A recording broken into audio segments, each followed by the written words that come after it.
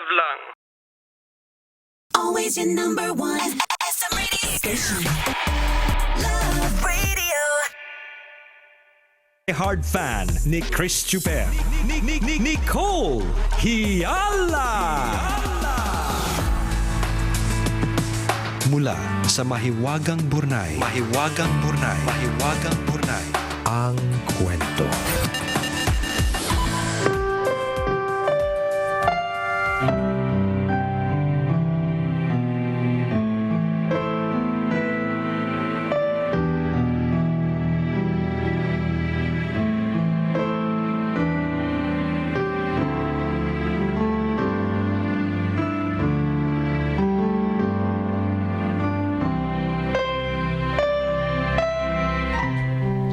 Isang araw ay niyaya ako ng friend kong pumunta sa Baclaran para mag-shopping. Sumama ako dahil free time ko naman. Napakarami niyang pinamili at sobrang bibigat. Bago kami tuluyang umuwi, kumain muna kami sa isang fast food chain. Sa pagpasok namin ay may isang crew na nakakuha ng atensyon ko. May bit-bit siyang laruan na inaalok niya sa mga customer. Madalas din siyang bumati sa mga customer na kanyang nakakasalubong. Sa lahat ng crew na nandoon, napansin ko na siya lang ang nag-iisang bibo. Mababait din naman ang ibang crew, ngunit ibang-iba ang katangian niya. Nagkaroon ako ng chance na titigan siya ng husto nang lumapit siya sa amin para alokin din ang laruan. Tumanggi ang kaibigan ko dahil meron na daw siyang nabiling pasalubong para sa anak. Magkagayon pa man, ngumiti pa rin ang crew bago nagpaalam na umalis. Habang kumakain ako, naririnig ko pa rin ang masayahing boses ng crew. Hindi ko talaga mapigilan na hindi mapatingin sa kanya. Buti na lang at hindi niya ako napapansin. Lumipas ang ilang minuto at natapos na akong kumain. Hanggang si Mr. Bibo pa din ang napapansin kong crew. Hindi siya napapagod sa pagngiti at pagbate sa lahat ng customers. Dumaan siya ulit malapit sa akin as in sobrang lapit dahil sa dami ng tao. Hindi ko pinalagpas ang chance para tingnan ang name tag niya. Pio ang pangalan niya. Nakakalibang siya habang nagtatrabaho. Hanggang sa pumasok na lang bigla sa isip ko na gusto kong makipagkaibigan sa kanya. Gusto kong mapalapit sa kanya. Nang papaalis na kami, si Pio pa ang nag-assist sa amin at nagbukas ng pinto. Pag-uwi ng bahay, hinanap ko agad ang Facebook account ni Pio, pero bigo ako. Naging busy ako sa school ng ilang araw. Pagdating naman ng bakasyon, hindi ko alam kung bakit pero parang may tumutulok sa akin na pumunta ulit ng Baclaran. Sinubukan kong mag-aya sa ilan kong kaibigan ngunit walang sumama sa akin. Kaya, bumiyahe ako mag-isa at hindi malinaw sa akin kung ano nga bang gagawin ko sa Baclaran. Nakita kong ulit yung fast food chain na kinainan namin noon at muli kong naalala si Pio. Pumasok ako sa store kahit wala naman akong balak kumain. Habang nakapila ay tumitingin ako sa paligid. Hinahanap ko si Pio pero hindi ko siya makita. Inisip ko na lang na baka rest day niya o baka endo na siya. Pero bigla ako napatingin sa may entrance at laking gulat ko na makita ko siya. Hindi ako makapaniwala na siya talaga yon. Agad akong lumakad palabas para sugurin. Gusto ko sana siyang kausapin nun kaya lang, syempre nahihiya ako. Nagpretend ako na kunwari may katchat ako sa phone. Hanggang sa magkatinginan kami at hindi ko napigilang tumingin sa kanya. Lumapit siya sa akin. Kinausap niya ako. Ikaw ba yung kapatid ni Mark na magpapasa ngayon ng requirements? Ang sabi niya. Napagkamalan niya akong nag-a-apply. Nilinaw ko na hindi ako nag-a-apply. Umorder na ako at inulam ko siya maghapon. Pinagmasdan ko siya habang nagtatrabaho. Pagsapit ng 9 p.m., nagpasya na akong umuwi. Nanghingi muna ako ng tubig at sinadya ko talagang sa kanya iutos para mapansin niya ako. Sa dami niyang ginagawa, nalimutan niya ako pero ayos lang. Kaya bumaba na ako at nakasalubong ko siya. Tinanong niya ako kung may kailangan daw ba ako. Sumagot naman ako na nalimutan niya akong dalhan ng tubig.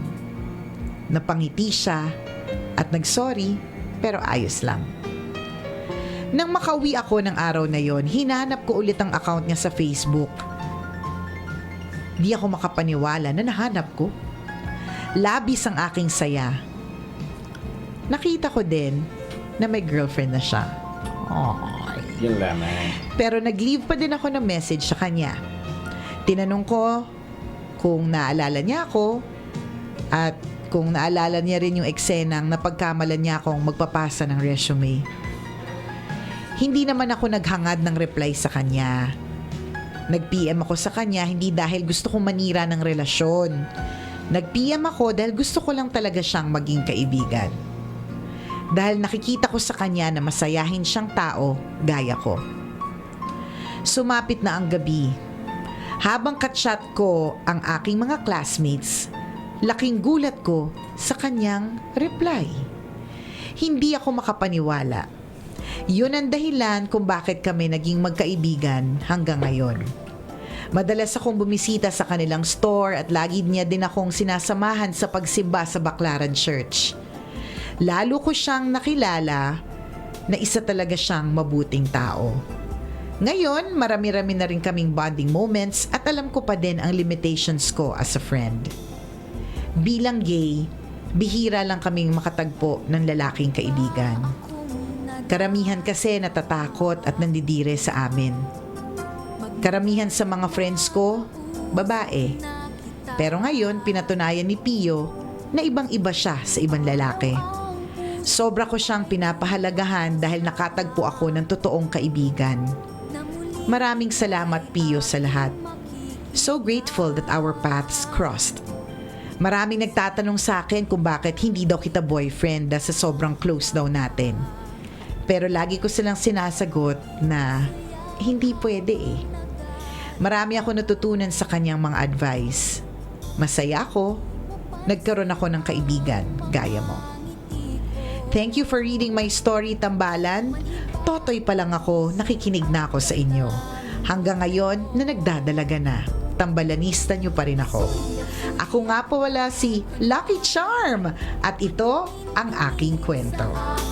Di maintindihan ang ibig mong sabihin. Kung mayroong Si Charm pala yun eh! Ang landi-landi mo talaga, Charm. Maabot ka pa ng Baclaran, ha? Go, go, go! Di ba? Tatahakin ang lahat. Makalandi lamang. Nako! Para ipahanga niya yung boots niya. Kasi nakapansin-pansin talaga yung boots niya. Itong tambalanisa namin na close to our hearts to. Si Lucky Charm Cortez. Pag nagko-commute to, sumasakay ng jeep, nagtitinginan sa kanya yung mga tao kasi ang taas po ng boots niya. Correct. Dangkal shorts yung suot niya, pero yung boots niya, Ang taas-taas hanggang hanggang lagpas tuhod. Lagpas tuhod. Above the knee. Ganun. Actually, inspired yan sa'yo, Nicole. Kasi nga baby pa lang siya. Fetus pa lang yan. Tambalanista na yan eh. tapos minsan pinagbubulungan daw siya sa jeep, si Raulo yata. Talaga ba? Okay namin. Or kinakaboots? Grabe kayo sa kanya, ha? Oy, cute naman ang kwento mo. At gusto ko yung gusto ko yung sinabi mo na minsan yung mga, hindi ko gusto, pero maybe it is a fact. Dahil based on your experience na minsan yung mga katulad niya ay hindi nakakakuha ng tunay na lalaki bilang kaibigan. Kasi natatakot, yung iba nadidire, yung iba may phobia, gano'n. Kaya naman talagang parang feeling niya, Burnay worthy itong si Pio eh. Burnay worthy si Pio kasi ito yung mga tao nga hindi natatakot na siya ay gay at maging kaibigan, hindi mapagkamalan. Kasi may mga iba natatakot kung frumente kasi sasabihin baka birds birds of the same feather, o kaya baka pagkamalan, di ba? Si Pio, hindi. O, di ba? Kaya, isinare niya ng bonggang-bongga. At hanga din kami sa iyo, Charm, kasi talagang naglakas loob ka eh. Pero aminin mo sa amin, hindi dinala ako ng paakusa sa baklaran. Oo. Intention mo Kaya talaga. nga, huwag kami. Yun lang Don't din, ask. Yun lang din ang worry ko sa iyo, Oo. Charm. Baka you are expecting, sinasabi mo ngayon na friend lang. Oo. Pero nung nag-umpisa kasi sa kwento mo, parang May hidden eh. Oo. May hidden Oo. agenda so eh. baka sinasabi mo ngayon na wala, pero deep inside baka Meron. okay ka. Alam mo sa sarili mo na meron. umaasa ka rin. Baka nakikinig silang dalawa ni Pio ngayon. Si Pio maloka ha. Siya ba yung madalas mo kasama sa picture? Tapos may sticker yung mukha niya? Ganun. Ay, nilalagyan ng sticker kasi nga may girlfriend. May pa-anonymous eh, gano'n. Ay, ganun ba? Well, hopefully talagang friends lang. Kasi talagang kung lalo na kung ilang taon na kayo magkasama, ewan, hindi natin din masasabi. Sana gano'n nga. Kasi, Para ayaw lang ka lang namin na ma-hurt. Yun. Yun lang Konting yung- alalay lang, konting Oo. alalaw. Pero aminin mo talaga. Yung kunyari, hindi naman ako talaga pupunta sa baklaran eh. Tapos nakita ko yung fast food, bigla Bigla ko na lang. naalala.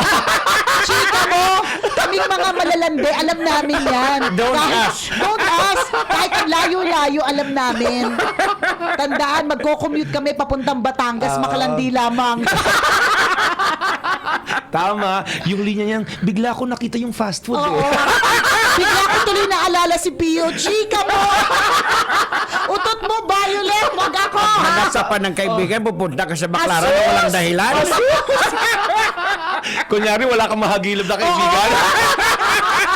At sabihin mo, Char, para makadiskarte ka ng maayos, kaya di ka talaga nagsama. Tingnan mo to. Kami pa, ha? Pero diba? cute ng Cute ang kwento mo. story mo. Feel good lang. Kahapon ang Oo. bigat ng kwento eh. So ngayon, na pambalanse, feel good lang. O, di ba, we are happy for you that that you found a great friend in Pio. Ang sarap magkaroon ng tunay na kaibigan, yung sasamahan ka. Hindi lang tuwing bagyo, hindi lang tuwing sunshine, Oo. but also through the rain. At hopefully ganyan si Pio. At hopefully hindi ka ma-fall. Kasi nga Tama. si Pio may jowa na. Yan. Pero check mo yung sarili mo kung talaga namang friend is subukan mong kaibiganin yung girlfriend. Yan. Pag kaya mo, ibig sabihin talaga magkaibigan. Yan. Correct. Kasi kung hindi, kung galit ka dun sa girlfriend, irita ka dun sa lipstick niya, Alam na. bad trip ka sa lahat ng forma. Alam na. Kinakabog mo Liz. lahat ng forma ng girlfriend. Para next time, pag nag-post kayo, wala nang sticker yung mukha. Pero mali mo, maghiwalay din sila. Kaibigan nga daw! Kaibigan nga daw! Aminin mo, gusto mo rin sila maghiwalay. Charot lang, Charm. Baka mag-away-away kayong tatlo. Ay, nako, nakakalurk. Ate, cute yung story mo. Yun yung masarap sa buhay natin eh, no? Hindi mo nakakaramdam ka ng kilig. At some point, medyo ka din, makakaramdam ka rin ng hurt. Expect mo na yan, Charm. Ano yan? It's part of life. Oo, pero sa ngayon, namnamin mo yung kilig kasi ramdam namin yung time na Ang pumapasok kulit ng daw fast natin, food. kaibigan daw. Bakit ba daw natin binibigyan ng mali siya? Kaibigan pala, kaibigan. Ganon kami. Advance kami mag-isip eh. Hindi, pero kung pero tuwa naman din ako dun sa pamilyang yan. Di ba, na-meet natin yung mommy niya. Yes, oo. Tapos, ilan silang, Lima kayo magkakapatid. Lima silang lalaki, lahat sila Lahat girl. baby. Oo. Lahat sila Becky. Sabi ko, swerte ng nanay mo. Ang saya-saya sa bahay. Ang saya-saya sa bahay ninyo. At higit sa lahat, hindi mamroblema lagi nanay mo araw-araw. Kasi yung isa niyang kapatid na naranasan ng plansyahin yung hair ko. Isipin mo, ang sarap ng buhay, gigising ka nang may taga-plansya ng buhok mo, pwede magkulot sa'yo at magpapantay ng kilay mo. Oh my God, that's the life. At lahat ng arte, lahat yung sa bahay nila, ang arte-arte. arte-arte. Kasi lahat sila magkakapatid Becky. Oo. Naalala ko to si Charm. Sobrang liit pa po niyan. Pumupunta dito, basta elementary pa lang siya. Oo, eh. puntay ng punta dito. Sabi Oo. namin, alam ba na nanay mo na nandito ka? Tapos mabuhat kami pag may events kami. Nandyan din siya. Oo. Tuwan-tuwa kami sa kanya kasi alam mo, pag tinititigan niya kami, parang siyang manghang-manga sa amin. Oo nga, talagang manghang-manga siya. Kaya pangarap niya na makapag-OG OJT dito, ganyan. Oo. And 'di ba, dreams do come true at nakapag-OJT dito sa amin 'yan. Yun. Correct. We love you, Charm. Thank you for sharing your story. Oo, magiging happy kami kung ano man ang susunod na kabanata ng iyong buhay, pag-ibig. Yes, kung meron man. Oo. Sana Diba? mag-level up pa yung friendship ninyo na yung wala nang tatago, hindi ka na matatakot na malaman ng girlfriend. Oo, Sana hindi na umabot sa magsi-sticker. ganun. Oo. Ganon. Na-imagine ko, kunyari maging close man kayo nung girlfriend nung kaibigan mo na sinasabi mo, tapos lalabas kayong tatlo, tapos parang third wheel kang lalabas. Wala naman yun kung wala siyang Wala mali talaga. siya. Oo. Pero hindi kami kasi naniniwala Wala ka mo, wala. Hindi kami naniniwala. Sa mga nakakilala kay Charm, Diyos ko Lord, napag-usapan na ng gusto. Wala nga daw. Ano pa kayong dalawa? Huwag kami, Charm. Eh bakit may sticker? Magkasama silang dalawa. Ayan. Tapos ang caption ni Charm doon, maraming salamat. Ganon? Oo, yun ba? Tapos Yun yung parang, mga ano. parang Sandali nga, tingnan ko, Oo, FB. sige, open mo. Tapos parang kinikilig-kilig siya. Pero yung katabi niyang lalaki, may sticker yung mukha. Yun ba yun, Charm? Siya yun, no? Ewan, hindi ko alam. Anyhow. O, edi good luck para sa'yo. Congratulations. Tayo pa yung cover photo niya sa FB niya, love na nga. love tayo niyan, as in mahal na mahal tayo niya ni Charm. Loves ka rin namin, Charm. Oo. Alam mo yan. Ay, ito pala, ito yung ano niya, caption niya. Gusto mo bang malaman ang kwento namin ng aking angel? Yes! Confess! Sabihin mo wala? Wala ka dyan! Angel pa kayong dalawa. Ano kayang tawag niya sa kanya? Oh my God! Anong tawagan nila sa isa't isa, no? Ewan, di ko alam. Nag-message niya, opo, siya po yun. No? So confirmed. Di ba? Angel pa kayong dalawa, So ah. makinig ka sa iyong tanghenyo at sa iyong Tito Chuper, di ba? Hinay-hinay ka lang. Alalay diba? lang. Alalay ka lang kasi hindi, ayaw din naman na masaktan ka. Di ba? Hanap ka ng walang sabit. Di ba? Generally po, mga kabisyo, kung ikaw ay magmamahal, mas maganda yung magmahal ka ng isang tao na walang sabit. Or hindi Tama. ikaw yung sabit. Kasi para hindi mo kailangan magtakip ng sticker. Hindi mo kailangan magtago pag lalabas kayo, 'di ba? Kasi wala siyang sabit. Ganun. Kung friendship man din talaga yan, i-level up nyo na walang pretension. Na open ka sa family niya, open siya. Correct. Mas maganda yung gano'n. Yun, 'di ba? Para hindi rin mabigat sa kalooban. No? Thank you, Lucky Charm. Para maniwala kami. Oo. For sharing your story na hindi pinaniniwalaan ng dalawang ko. At kung ikaw ay may kwento rin ganyan, pwede nyo kaming i-email, send your stories at mahiwagangburnaystory@gmail.com. Kahit anong kwento po yan, mga kaibigan, pwede ganito, nakakakilig, cute, feel good. Share nyo po, mali mo, kwento mo na yung pag-uusapan namin sa mga susunod na araw. Rome Maglalang, good morning! Good morning, Rome! Nice to hear from you again. And happy 27th anniversary Love Radio Baguio! Hey, congratulations! Happy 27th anniversary sa inyong lahat. Baka naman may pa-ube jam dyan na pwede makarating dito. Baka may yung ang favorite ko yung chocolate na yung crunch. Yun yung gusto ko. Yan. Baka nakatutok din sa atin and happy birthday Aling Mirna, happy birthday! Norman Aboy Jr., happy birthday, and Angelis Apiñado Nomos, happy birthday sa inyong lahat. Salamat. O siya mga kabisyo, sana po'y okay sa alright ang inyong araw. Medyo maulan dito sa Pasay. Diyan po ba sa inyo? O basta ingat lang po kayo. Okidoki, muli ako po si Nicole Yala. At ako naman si Cambio King Chris Chuper. Nagpapaalala, Walang matatag na relasyon sa malanding may determinasyon. Yun! Ang programang Walang Problema, Hey Tambala Na, ay hatid sa inyo ng